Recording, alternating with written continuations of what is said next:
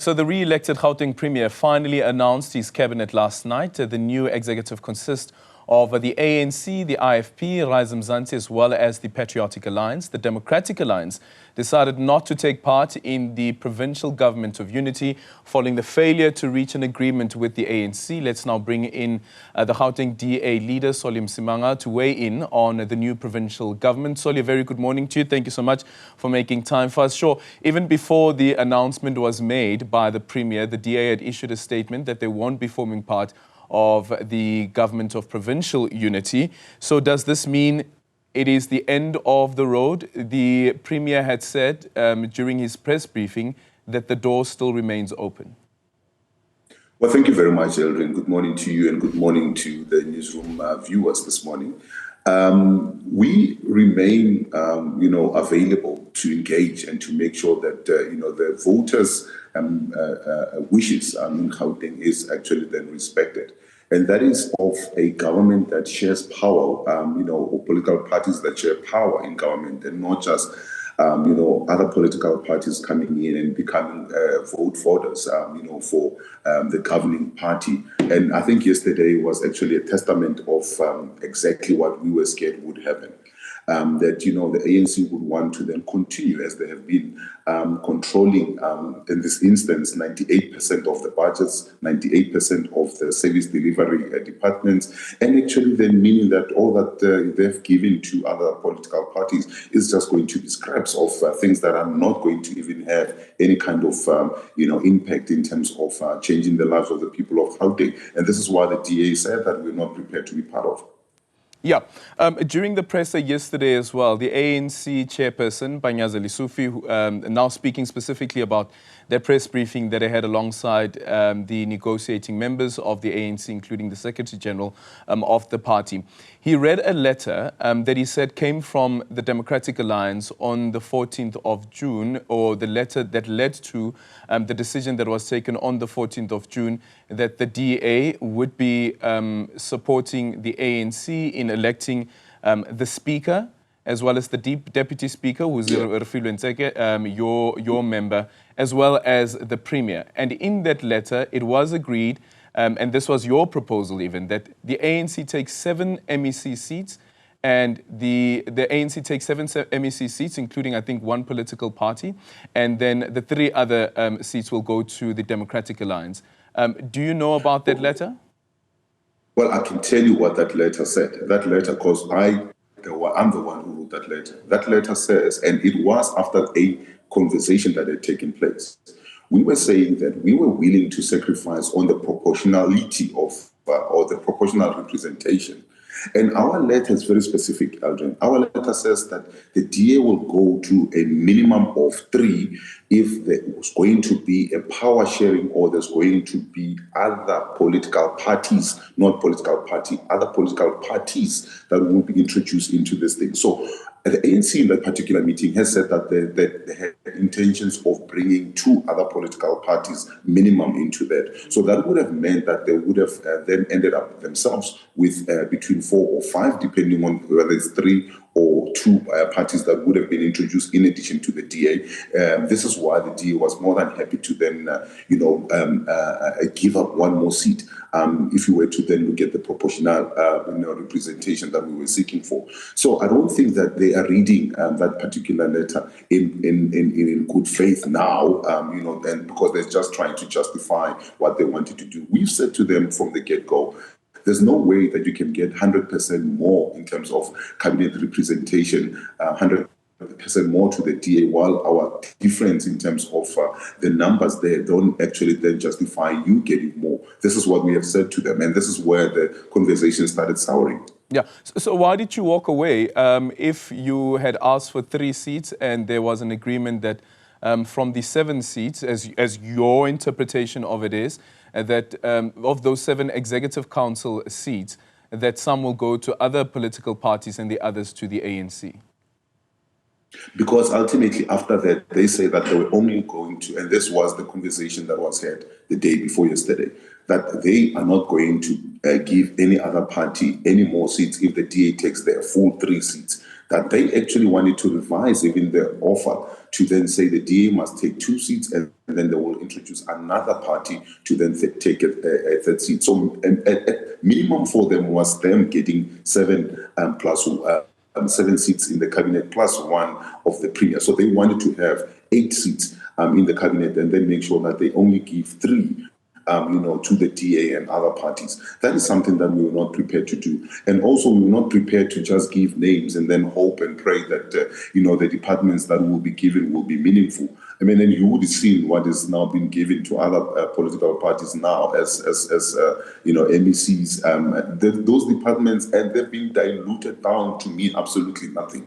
The powers of those departments, Eldrin, is actually then being taken away. I'll give you an example. Department of eGov has never been a standalone. It's always been either merged with with infrastructure, or in the last term, as it was, has always been merged with COCTA. At this point in time, it's just going to be in limbo. You're not going to be able to then do much. The Department of Agriculture in Gauteng has never been a standalone. It has always been with economic development, because Gauteng is not a big agricultural, province. It relies on other provinces. But if you are going to then talk about agriculture in Gauteng, you're talking about agro-processing. Therefore, you need economic development to be matched with that. That has also been stripped. And it is laughable to then say now you're having a Department of Environment that talks to helping municipalities to clean up. Really? That is a joke of no note. And this doesn't talk to really power sharing. The ANC has actually exposed themselves that they didn't want partners. They wanted voting voters. They are now taking 98% of the budget and the power, and they are only giving 2% to those that they claim to now be coming in and as partners. And this is not going to have any kind of impact in the lives of the people of Gauteng in a positive way, at least. And this is what the DA said they were not going to be part of. Yeah, so the DA has consistently relied on the principles of the Government of National Unity, specifically Clause 16 of the Government of National Unity Statement of Intent. Is the DA's understanding that the wording in that Statement of Intent, I'm just going to read it quickly, the Government of National Unity shall be constituted in a manner that reflects the genuine inclusiveness of political parties that are party to the Statement of Intent and are represented in the National Assembly, broadly taking into account the number of seats parties have in the National Assembly and the need to advance the national interest. The President shall, in constituting the executive, take into account the electoral outcomes. So that is, of course, speaking at a National Assembly, and if you think about it, it's cascading down to the provincial legislature. Is your understanding that taking into account the electoral outcomes equates to proportional representation? Does it mean the same thing? And that is exactly what we have been saying. And this is what we put, even if you look at the same letter that Panyaza was referring to, the first part of that letter talks to exactly that. It says, we need to then, ensure that there is a reflection of the voters' outcome in terms of how we engage and how we negotiate. Therefore, the proportional representation would have been the order of the day. And this is why we ended up at the second letter that we wrote to them to then say, if you want to then hang on to three political parties being in the executive and not other political parties. This is the breakdown that we are putting to you. So that letter, all of a sudden, is not now being proposed or is not now being published like the first letter is being published here. So we are saying to you that it looks and sounds like the ANC has never really been engaging in good faith. They have just been wanting power. They just wanted other parties to be propping them up.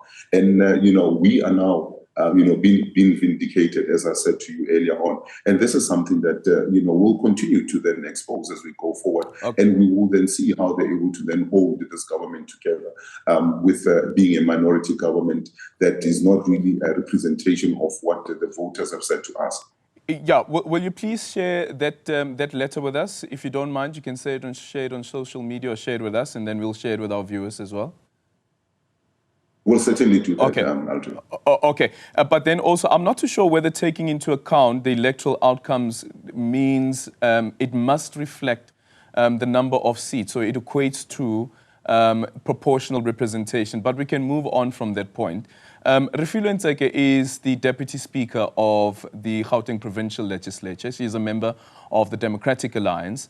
What does this mean? Because as far as Panyaza Lesufi is concerned, and what he spoke about yesterday, is that the DA is part of this government of provincial unity.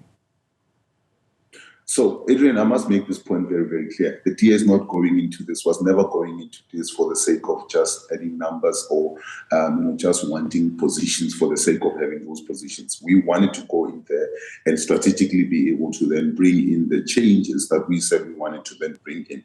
And therefore, the positions that we were seeking to get into were supposed to be complementary to each other. Therefore, there's no way that we will then allow a situation where we continue to have a deputy speaker that is not, going to have meaningful contributions. We were pairing that with a chair of chairs that was coming in with the other portfolios that we were going to get in terms of the oversight committees that would have been there. Therefore, there's no need for us to then continue having the deputy speaker, if we're not going to then follow it up with all the other things that we said we wanted to then introduce in that particular space. So Refilwe is not going to continue to be the deputy speaker in Gauteng because this doesn't talk to what we were aiming to then achieve in this government. When does she resign? Well, this is something that we will have engagement on, and she will be making that announcement very, very soon. Okay. And the possibility, once again, as the Premier had said, that the door still remains open. You guys are still willing to speak to the ANC, but are you willing to change your tune around your understanding of what representation means? Adrian, if it means that we are going in there to be voting further and not be able to then bring anything significantly or significant change, we are not prepared to do it. The people of Gauteng and the people of South Africa will be looking at the performance of government and saying, but the DA, you are there, what are you doing? But if the portfolios that you have, if the power that you have is not able to then, produce any kind of change, then we will be lumped with the failures of government. And we don't want that. We want to go in and be able to meaningfully contribute, through portfolios that have, impact on service delivery. That's what we're prepared to do. And this is why we are saying we will engage if the ANC is truly, of the mind that, there should be power sharing. And that also reflect what the voters have said to us. And then we can then engage. But if it's just to give positions that are meaningless, like what we've seen yesterday, then we are not prepared to do that. We would rather go into opposition and serve the people of Gauteng from the opposition benches. We now have more numbers in the legislature. We now, have, the knowledge and are empowered with the fact that this government doesn't have a majority. Therefore, when there's budgets that needs to be passed, when there's reports that needs to be passed, they have to then talk to the aspirations and the dreams of the people of Gauteng. And if they don't, then they will not pass through us. Thank you so much for your time. Solly Msimanga is the leader of the Democratic Alliance in Gauteng. And of course, the four political parties that make up the provincial executive in Gauteng, they account for around 32 seats of the 80 provincial legislature seat in Gauteng.